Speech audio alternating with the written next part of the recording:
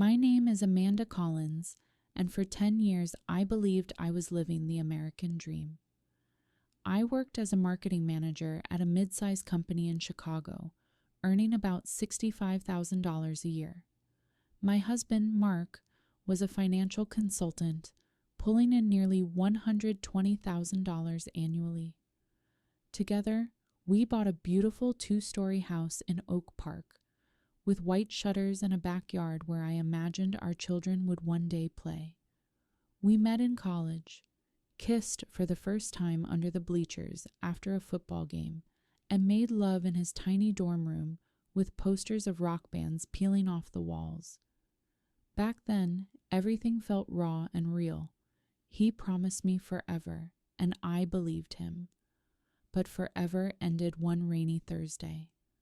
I came home early from work, soaked from the storm, only to find Mark sitting at the dining table with a stack of papers.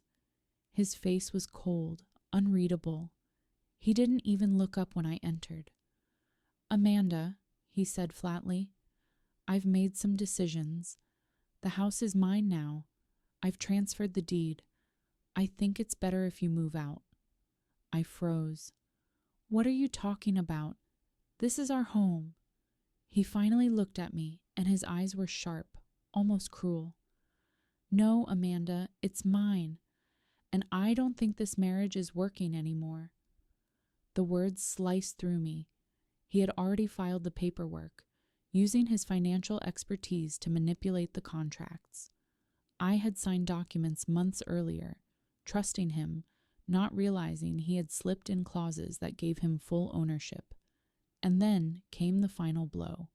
I saw her, Rachel, my closest friend since high school, standing in the hallway wearing his shirt. My shirtless husband walked past her, brushing her hand. They didn't even try to hide it. Rachel smirked. "You should have seen it coming, Amanda." My world collapsed. I was left with nothing. No house, no savings, no marriage, just betrayal. When Mark threw me out, I had nowhere to go. My salary as a marketing manager barely covered rent for a small studio apartment downtown. I went from living in a $450,000 house with hardwood floors and a walk-in closet to a cramped space with peeling paint and a view of the alley. I replayed everything in my mind. How had he tricked me?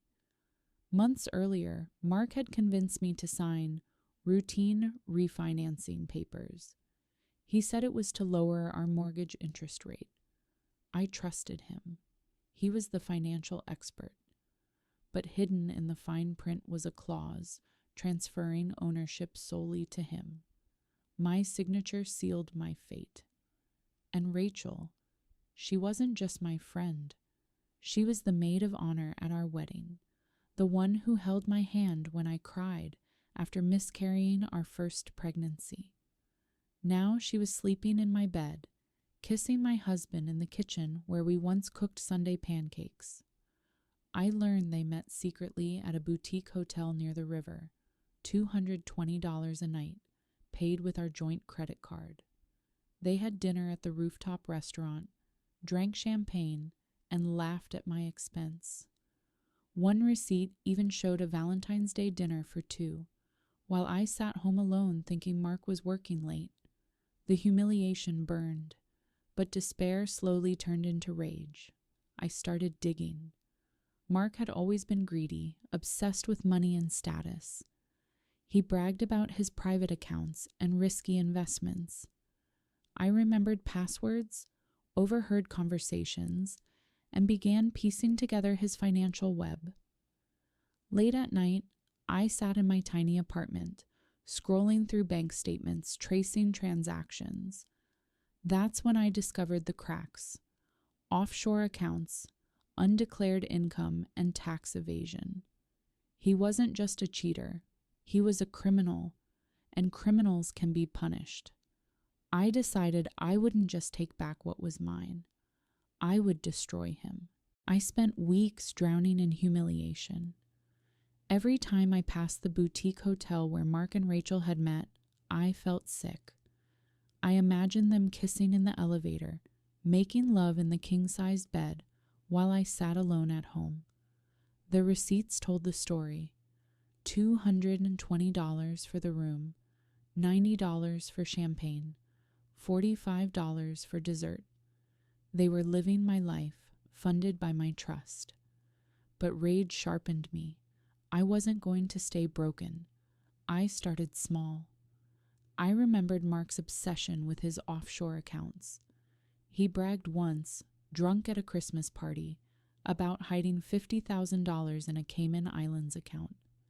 I dug through old emails, pieced together passwords, and found traces of transactions. He wasn't just cheating on me, he was cheating the government. Next, I contacted Laura, an old college friend who now worked as a paralegal. Over coffee in a dingy diner, I spilled everything. The forged refinancing papers, the secret hotel stays, the offshore accounts. Laura leaned in, her eyes gleaming. "You've got him, Amanda. If you can prove tax evasion, the court will freeze his assets. And if Rachel's tied to it, she'll go down too." That night, I drafted my plan. Gather evidence, bank statements, hotel receipts, emails. Secure allies, Laura, and eventually a lawyer willing to take the case. Public exposure, not just in court, but socially. Mark thrived on reputation. I would shatter it. I began recording everything.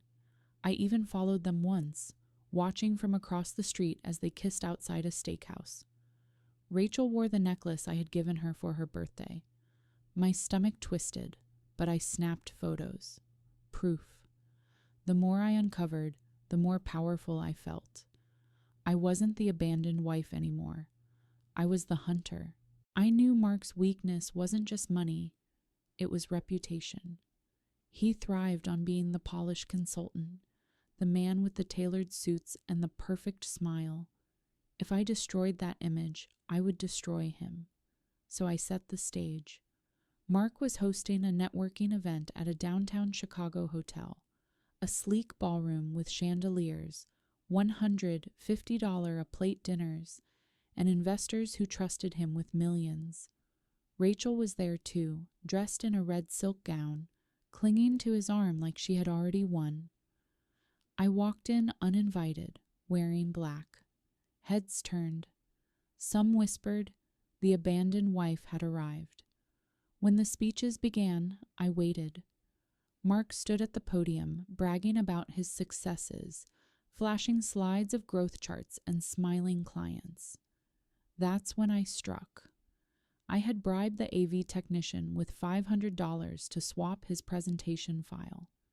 Instead of charts, the projector lit up with photos.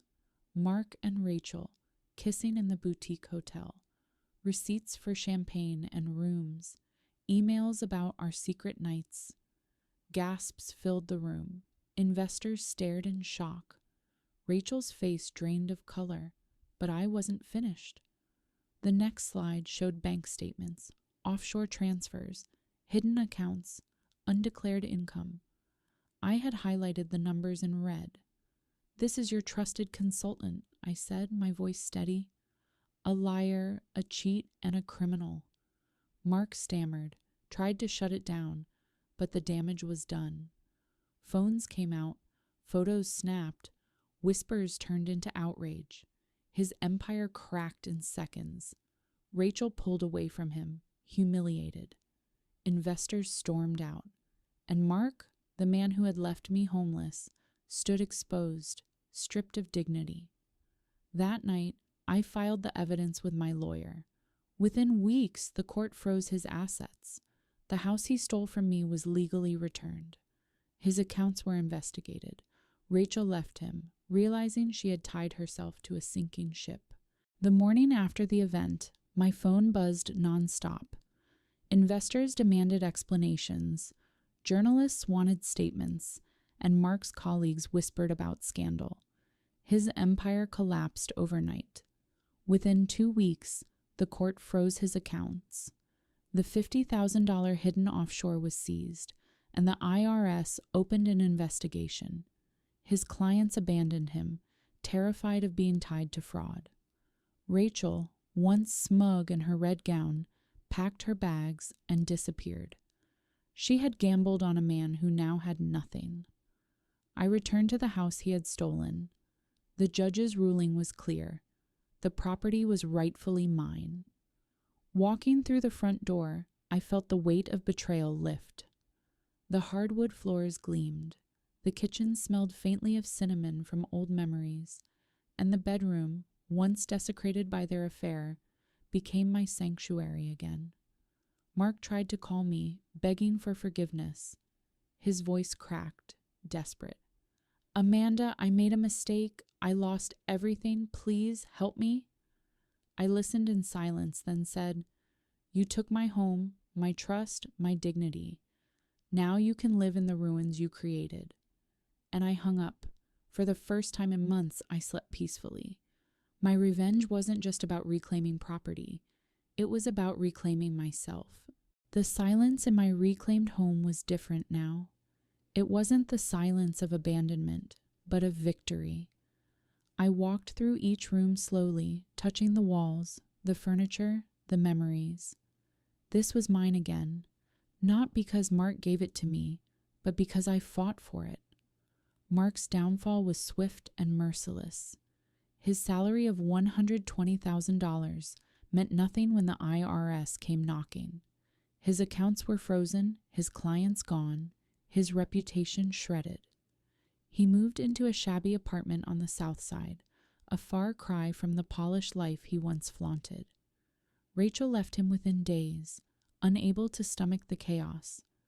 I thought about the nights they spent together, the hotel rooms, the champagne, the whispered promises. I imagined them laughing at me, believing I was weak, and now I laughed at them. They had built their affair on lies, and I had turned those lies into weapons. But revenge wasn't just about destruction, it was about rebirth. I started rebuilding my life. I poured my energy into my career, negotiated a raise to $75,000, and began saving for the future. Sometimes, late at night, I would sit on the porch with a glass of wine and think about everything that happened. The betrayal, the humiliation, the rage, and then the justice. I wasn't the same woman anymore. I was sharper, stronger, unbreakable. Mark once told me, "You'd be nothing without me." Now he was nothing without me.